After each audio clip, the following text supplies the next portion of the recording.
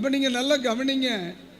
எனக்கு விரோதமாய் சீறுகிறவனை எனக்கு முன்பு விளைவிக்கிறதான வெளிச்சம். புரியுதா இல்லையா? எல்லாரும் இந்த வார்த்தையை சொல்லுங்க.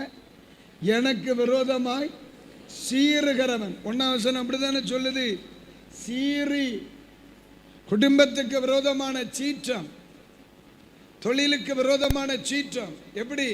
அழிக்காம விட மாட்டேன், கொல்லாம விட மாட்டேன், தோத்தர நிக்க விட மாட்டேன், செய்ய விட மாட்டேன், யோசிக்க விட மாட்டேன். சீறுகிறவனை எனக்கு முன்பால் என்னை அறியாமலேயே விளைவித்த வெளிச்சம். விழுந்தது எனக்கு தெரியாது. எதுக்கா விழுந்தான் தெரியாது. யார் விளைவித்தா தெரியாது. நான் இது ஒன்றும் அறியலை. ஆனால் என்னைக்கு விரோதமாய் சீறினவன் எனக்கு முன்பதாய் விழுந்ததை மட்டும் கண்டேன்.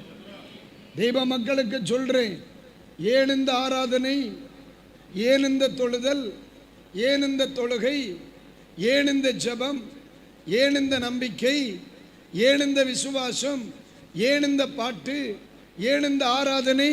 நீ தேவனை துதிக்கிறவனாய் இருந்தால் உனக்கு விரோதமாய் சீறுகிறவனை உன் கண்களுக்கு முன்பு விளைவிக்கிற வெளிச்சம் உனக்காக.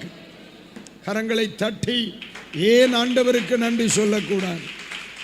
Thank you Jesus.